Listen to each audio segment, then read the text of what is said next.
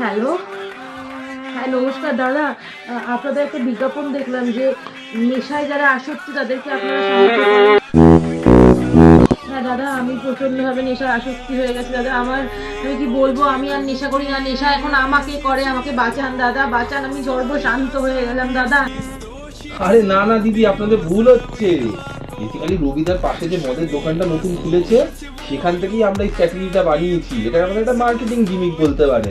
আর আমরা এখানে এখন যারা যারা পাড়ায় মদ খায় তাদের বাড়িতে সব হোম ডেলিভারি করছি, তাও আবার ফ্রিতে। আমরা তো এরকম ভাবে সাহায্য করি না। ওই যে বলছি দিদি, নতুন একটা ভদকার বোতল এসেছে, পাঠিয়ে দেবো নাকি? হাট!